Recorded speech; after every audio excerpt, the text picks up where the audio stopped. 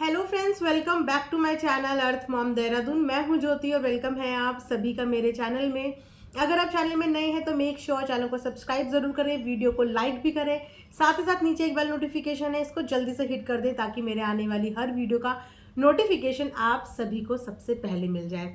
तो दोस्तों, जेसिका जी, जिनको शायद अब तक बहुत सारे लोग जान गए होंगे और जिन्हें पहले भी बहुत सारे लोग जानते थे और बहुत दिनों से आप लोगों के कमेंट भी आ रहे थे, तो मैंने उनके लिए आज से रिएक्शन वीडियोस बनानी शुरू करी है क्योंकि उन्होंने भी वीडियोस अपलोड करनी स्टार्ट कर दी है।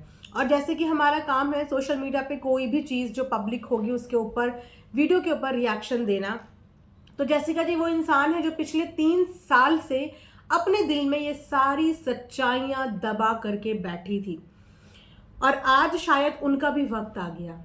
बोलते हैं ना, देर आए दुरुस्त आए, सब्र का फल हमेशा मीठा होता है और आज उनका भी वक्त आ गया। और ऐसे न जाने कितने लोगों का वक्त आ गया जिन लोगों के दिल में बहुत सारी ऐसी बातें थी जो बहुत वक्त से दबी हुई थी और अब जाके उन लोगों को आज़ादी मिली है। आज़ादी ही बोलेंगे क्योंकि जगत दीदी की फ्रेंडशिप इतनी टॉक्सिक है और जो एग्जाम्पल्स हमारे सामने आ रहे हैं, जो आए दिन एक नई कहानी हमारे सामने आ रही है, लिटरली उनकी फ्रेंडशिप टॉक्सिक से ज़्यादा ऐसा लगता है कि प्रिजन के अंदर बंदा कैद हो गया हो और उनकी फ्रेंडशिप टूटने के बाद इंसान आज़ाद हो जाता है। लेकिन उसे आज़ादी ऐसे नहीं मिलती, इतनी आसानी से आज़ादी नहीं मिलती, क्योंकि आज़ादी के बदले में उनके खिलाफ बहुत सारे ब्लैकमेलिंग की चीज़ें रखी जाती हैं कि अगर मेरे लिए कुछ बोला तो मैं ये कर दूंगी, अगर मेरे लिए कुछ बोला मैं ये कर दूंगी। तो एक कंप्लीट तरीके की आज़ादी इंसान को तब मिलती है ना जब वो बेगुनाह साबित हो जाए। लेकिन जिन जिन से इनकी फ्रेंडशिप टूटी है, इन्होंने उनको गुनहगार बना के सोशल मीडिया से बाहर किया है।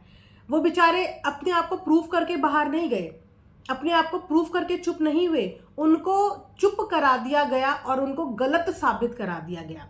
और इसी गलती को पिछले 3 साल से भुगत रही हैं जेसिका जी। आज शायद जितने सब्सक्राइबर जगत दीदी के हैं ना, उससे कई ज्यादा होने चाहिए थे जेसिका जी से, जेसिका जी के। लेकिन कैसे होते, उनकी ग्रोथ को होने से पहले ही रोक दिया गया क्योंकि इनके अंदर जो कंपटीशन की भावना है ना, उस कंपटीशन ने इनको आज कहीं का नहीं रखा। इन्होंने अपनी अपनी ग्रोथ के चक्कर में बाकी अपने साथ जुड़ने वाले हर इंसान की ग्रोथ को पीछे खींचा है और शायद इसीलिए आज जेसिका जी शायद जो मिलियंस में हो सकती थी वो आज लाखों में सिमट गई। खैर, जो उन्होंने अपनी स्टोरी कल से बतानी शुरू करी है ना, वो स्टोरी सुन के मैं बहुत ज़्यादा शॉक हूँ कि कोई इतना ज़्यादा भी फेक हो सकता है। जो इंसान आंसू बहाने के लिए विक्स का इस्तेमाल करता हो, अब ये सोचिए कि कल कितनी मज़ेदार चीज़ हुई। जैसे ही जेसिका जी ने विक्स वाली बात बताई, दीदी जी की व्लॉगिंग में पीछे उनके बेड पे विक्स और बाम रखे हुए नजर आ गए। और जैसे ही वो विक्स और बाम दिखे हुए नजर आ गए, मेरा सीधा ध्यान जेसिका जी की बात पे गया कि यार, बिना विक्स के और बाम के तो सच में इनकी जिंदगी नहीं है, एक्चुअली सच में जिंदगी नहीं है। ओहो, खैर, इसके अलावा उन्होंने आज अपनी स्टोरी को रिज्यूम करते हुए, कंटिन्यू करते हुए आगे की जर्नी बताई कि आगे क्या क्या हुआ। अब उनका ये बात यहाँ पे बोलना इसीलिए ज़रूरी है क्योंकि वो यहाँ से बेगुनाह साबित होके नहीं गई थी, वो यहाँ से अपने ऊपर आरोप लेके गई थी। जो इंसान ना चाहते हुए भी, जो गलत है ही नहीं, जब उसको पब्लिक द्वारा गलत बना दिया जाता है तो वो अपने वक्त का इंतज़ार करता है, अपने समय का इंतज़ार करता है कि जब मेरा समय आएगा तब मैं अपनी बेगुनाही साबित करूंगा, तब मैं अपनी सच्चाई साबित करूंगा कि जो आप लोगों ने मुझे इतना गलत उस समय पे समझा था, एक्चुअल में मेरी साइड, मेरा वर्जन, मेरी स्टोरी, मेरी आप बीती आप लोगों को पता ही नहीं थी।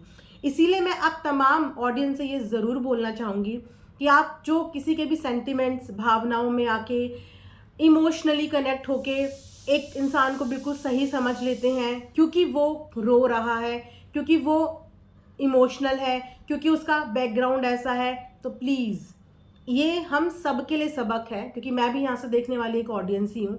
ये हम सब के लिए सबक है कि कभी भी किसी के आंसुओं में तो आना ही नहीं, किसी की इमोशनल फूल तो बनना ही नहीं। लाइफ में हमेशा प्रैक्टिकल तरीके से देखो।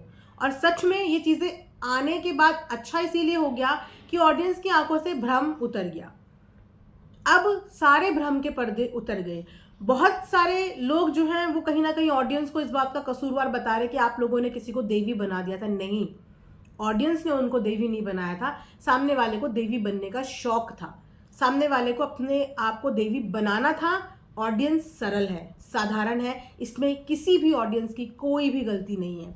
सामने वाले ने अपना ऑरा ऐसा दिखाया कि मैं देवी हूँ, और साथ में उन सारे क्रिएटर्स ने जिन्होंने उनको उसी ऑरे के साथ दिखाया, सबने उनको जैसे रिप्रेजेंट करा, ऑडियंस ने भी उनको वैसे ही माना। तो उन्होंने देवी अपने आप को समझा, उसके बाद उनके इर्द गिर्द के बाकी लोगों ने उन्हें वो देवी दिखाया। उसे देखने के बाद हमारी ऑडियंस भी उनको ये चीज़ें समझने लग गई, लेकिन ऑडियंस की गलती नहीं है। ये स्पेशली मेरे को एक कमेंट आया था, जो एक ऑडियंस है, वन ऑफ द सब्सक्राइबर, उन्होंने बोला था कि दीदी ऑडियंस को गलत बोला जा रहा है कि ऑडियंस ने देवी बना दिया। नहीं, ऑडियंस ने देवी नहीं बनाया, इन्होंने देवी खुद अपने आप को बनाया, उसके बाद इनके दोस्तों ने इनको बनाया, और उसके बाद ऑडियंस क्या करती, राइट। तो यहाँ पे इस वीडियो में सचिन का कोई जिक्र नहीं होगा, क्योंकि सचिन का ये मैटर ही नहीं है, ये अब जेसिका जी का मैटर चल रहा है। और एक इंसान गलत हो सकता है, दो हो सकता है, एक के साथ गलत हो सकता है, सबके साथ सेम पैटर्न कि सबको पहले दोस्ती का हाथ दो, इमोशनली फूल बनाओ, उसके बाद उसको अपने जंजाल में इस तरीके से जकड़ लो कि वो बिना आपकी मर्जी के सांस भी ना ले पाए। ये मतलब कैसी फ्रेंडशिप है? ये कैसी फ्रेंडशिप है जो फ्रेंडशिप आपसे आपकी आज़ादी ही छीन ले, जो अपनी मर्जी से आप कुछ कर ही ना पाओ, आप सामने वाले को बस पैम्पर ही करते रहो। ऐसी फ्रेंडशिप कभी टिकती नहीं है, और ऐसी फ्रेंडशिप का एंड ऐसे ही होता है। एक्चुअली यहाँ पे सचिन को लोग साइको बोल रहे हैं, लेकिन जो स्टोरी है मुझे ऐसा लग रहा है कि सामने वाला बंदा भी कम साइको नहीं है। ये जो कहानियां सुनने को आ रही है, ये एक नॉर्मल इंसान कैसे सोच सकता है? मेरी कोई फ्रेंड है, मैं इतनी अथॉरिटी उस पर कैसे रख सकती हूँ कि उसके विचार भी मेरे काबू में हो, वो एक एक स्टेप मेरे हिसाब से चले, वो मेरी मर्जी से किसी से बात करे, वो मेरी मर्जी से किसी से बात ना करे। इतनी अथॉरिटी भैया देता कौन है? तो जो लोग इस तरीके की मेंटालिटी के होते हैं ना, जो फ्रेंडशिप की आड़ में बस चाहते हैं कि सामने वाला मेरी प्रॉपर्टी है और ये मेरे हिसाब से चलेगा, यानी कि मेरी कठपुतली, तो ऐसे लोग सच में सिक होते हैं, सिक। नॉर्मल लोग ऐसे नहीं होते।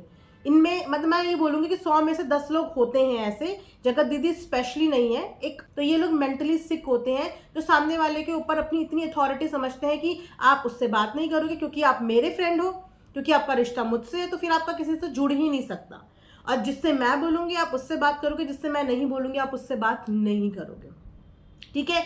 यही सारी चीज़ें सचिन अपनी वीडियो में बता रहे थे कि उनके ऊपर भी किस तरीके से अथॉरिटी जमाई जाती थी। यही सब चीज़ें नीतू जी भी बता रही थी कि उनके ऊपर कैसे अथॉरिटी जमाई जाती थी। यही सब चीज़ें बाकी एक आकांक्षा करके भी आई हैं, एक गीतू करके भी आई हैं, एक प्रिया करके, परी करके भी आई हैं, और जेसिका जी का तो आप लोग सब जानते ही। चलिए, तो जेसिका जी ने आज भी एक वीडियो अपनी अपलोड करी है, जिसमें उन्होंने अपनी आगे की जर्नी बताई कि किस तरीके से जगत दीदी का सोशल मीडिया का यूट्यूब हैंडल, यूट्यूब अकाउंट उन्होंने खुद अपने हाथों से क्रिएट करा, जिसमें बाद में ऑडियंस को इस तरीके से मैनिपुलेट किया गया कि देखिए मेरा तो यूट्यूब इनसे पहले से था। उन्होंने बिल्कुल सही ये बात बोली कि हमारी जीमेल की जो अकाउंट होता है उसी से हमारा कोई भी एंड्रॉयड, कोई भी स्मार्टफोन चलता है। अगर हमें गूगल में हम ईमेल ही नहीं डालेंगे तो हम बहुत सारे चीज़ें वहाँ पे यूज़ नहीं कर सकते, राइट। तो हमें यूट्यूब देखने के लिए भी यूट्यूब पे गूगल अकाउंट अपना लॉगिन करना पड़ता है। तो वो लॉगिन डेट हमारी तब की होती है जब हमने वो अकाउंट जो है फ़ोन में डाला होता है। तो उन्होंने बिल्कुल सही बोला कि उस समय इन्होंने ऑडियंस को ऐसे मैनिपुलेट किया कि मेरा चैनल तो बहुत पुराना है, लेकिन चैनल उस दिन से शुरू होता है जिस दिन से आपके चैनल पे पहला वीडियो बनता है, पहला व्लॉग आप डालते हो। और वो पहला व्लॉग जेसिका जी के साथ था, जो कि अब एग्जिस्ट नहीं करता, जो कि अब उनके चैनल पे देखने को नहीं मिलेगा। लेकिन वो बता रही थी कि उनका मोनेटाइजेशन से लेकर सब कुछ जेसिका जी ने किया। चैनल मोनेटाइजेशन, चैनल की हर चीज़, प्रमोशंस की एवरीथिंग वो मैनेज करती थी इनका, यानी कि एक तरीके से पूरा बैकएंड का काम मैनेज करती थी। बहुत अच्छी दोस्ती उन्होंने निभाई, इतनी अच्छी दोस्ती निभाई, और एक बार नहीं बता रही थी, 4 बार इनसे माफ़ी मांगी बिना किसी गलती के, बिना किसी गलती के 4 बार माफ़ी। किसी और को माँ बोल दिया तो नाराज़, ज़रा सा इग्नोर कर दिया तो नाराज़। मतलब हर एक चीज़ पे इस लेडी को इतनी अटेंशन, मतलब क्या हुआ है इनकी लाइफ में ऐसा? क्या इन्हें कभी किसी से अटेंशन नहीं मिली, या कभी इन्हें लोगों से वो इम्पोर्टेंस नहीं मिली कि ये लोगों के अटेंशन के लिए इतना ज़्यादा सिक हो जाती हैं? सीरियसली सीरियसली ये एक सिक पर्सनालिटी ही साउंड कर रही है इस हिसाब से। जैसे कि जैसिका जी ने अपना पूरा जो आज का व्लॉग बनाया ना, उससे ऐसे ही पता चल रहा है कि ये भी कोई मेंटली स्टेबल नहीं लग रही हैं, कि इन्हें दोस्त कम और गुलाम चाहिए था। और पैसे, मतलब फैमिली का एक एक इंसान पैसों के लिए कॉल करता है। रिश्ता बेटी से जुड़ा, पैसे माँ मांग रही है, पैसे चाचा जी मांग रहे हैं। जैसिका जी ने बताया कि एक बार नहीं, कम से कम 3 से 4 बार इन लोगों ने उनसे पैसे मांगे हैं, 3 से 4 बार पैसे। उसके बाद इनके अनएम्प्लॉयड भाइयों को उन्होंने जॉब पे भी रखा, एक फ्लैट भी लेके दिया, जिस फ्लैट का रेंट वो पे करते थे। इनको साथ साथ स्कूटी भी लेके दी, ताकि इनको ट्रैवलिंग में प्रॉब्लम ना हो, इनको अप एंड डाउन में प्रॉब्लम ना हो। यहाँ तक की चीजें करके गई। ये जो दीदी जी हैं, जगत दीदी जी, 1 महीने किसी के घर का नमक खा के आई हैं। 1 महीने किसी के घर का नमक खाने के बाद जो यहाँ पे इन्होंने नमक हलाली करी है ना, वाह वाह वाह वाह वाह। मतलब इतना इतना इतना सा तो सोचना चाहिए था। जिस जगह का आप नमक खा के आ गए, आपने उस जगह के नमक की भी लाज नहीं रखी उनको गिराने में। अभी तो उन्होंने बोला कि इससे आगे की स्टोरी तो बहुत दर्दनाक है, कि आप लोग वो स्टोरी सुन के हैरान और परेशान हो जाएंगे कि वो इतनी दर्दनाक स्टोरी है। उनका किसी से बात करना इनको जचता नहीं था, उनका किसी से मिलना इनको जचता नहीं था, उनका अपनी मर्जी से कुछ भी करना इनको जचता नहीं था। अगर जरा सा वो अपनी लाइफ में किसी और को थोड़ी सी इंपॉर्टेंस दे दे, इनको जचता नहीं था। ये हर किसी की लाइफ में घुस के उसकी लाइफ को पूरी तरीके से कंट्रोल करना चाहती है, पूरी तरीके से कंट्रोल करना चाहती है। एक कंट्रोल रिमोट इन्हें हर किसी की लाइफ का अपने हाथों में चाहिए, कि अपने हिसाब से ये उनको मूव, आगे पीछे, फॉरवर्ड घुमा सके। यही पर्सनालिटी साउंड कर रही है उनकी पूरी वीडियो देखने के बाद। और यही चीज़ें नीतू दीदी ने भी बताई थी, कि वो भी उनके हाथ की कठपुतली बन गई थी। सिर्फ एक फ़ोन जाता है, और वो भी रूडनेस तो कूट कूट के भरी है, पोलाइटनेस तो है ही नहीं, चेहरे में एक बार भी प्लीजिंग भाव तो है ही नहीं, गिल्टी भाव तो है ही नहीं, सिर्फ और सिर्फ full of arrogance and attitude. और यही एटीट्यूड आज इनकी इस स्थिति का कहीं ना कहीं रीज़न है, कि आज सारे दोस्त जो बेचारे 3 साल पहले मुंह बंद करके डर के मारे बैठ गए थे, 2 साल पहले बैठ गए थे, वो आज आके बता रहे कि इन्होंने कितना गलत दुनिया के साथ करा, कितना ज़्यादा गलत करा। और आज भी जस्टिफिकेशन के लिए ये तैयार है, लेकिन जो पीछे इन्होंने लोगों के साथ इतना गलत किया है, उसके लिए ये गिल्टी नहीं है, उसके लिए ये बिल्कुल भी गिल्टी नहीं है। एनीवेज, ये तो अभी जैसिका जी ने अभी अपनी लेटेस्ट स्टोरी बताया, जिस स्टोरी के हिसाब से ये उनकी लाइफ को धीरे धीरे कंट्रोल करने लग गई थी, उन लोगों से पैसे मांगने लग गए थे। उन्होंने इनके भाइयों को नौकरी दी, 2 भाइयों को नौकरी दी। नौकरी के बाद ये 1 महीने उनके पास रहने आई, और जैसे ही ये वहाँ से लास्ट डे गई, इनकी लास्ट रील बनी, उसके बाद जो हुआ वो बहुत दर्दनाक है। देखते हैं और कितने दर्द दिए हैं इन्होंने लोगों को, देखते हैं और कितना रुलाया है इन्होंने लोगों को, देखते हैं और कितने आंसू दिए हैं इन्होंने लोगों को। लोग इनकी स्थिति पे दया करके इनको हमेशा आगे बढ़ता हुआ देखना चाहते थे, चाहे वो पुराने ग्रुप के लोग हों, चाहे वो नए ग्रुप के लोग हों। इनकी स्थिति को देख के इनको आगे बढ़ता हुआ देखना चाहते थे, लेकिन इन्होंने किसी को आगे बढ़ने का मौका नहीं दिया। ये सिर्फ खुद आगे बढ़ना चाहती थी और बाकियों को पीछे धकेलना चाहती थी, और उस रेस में ये कामयाब तो हुई, सबसे आगे तो बढ़ गई, लेकिन आगे बढ़ते बढ़ते जो ये गंवा चुकी हैं वो है रिस्पेक्ट और विश्वास।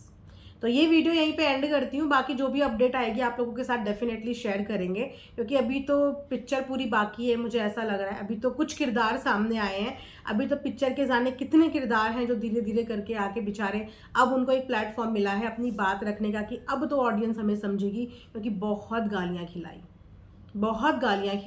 बहुत रौब जमाया, बहुत डरा के किसी का चलता फिरता चैनल बंद करा दिया इन्होंने लोगों का। So stay tuned for the next reaction video. Thanks for watching earth Mom Dehradun.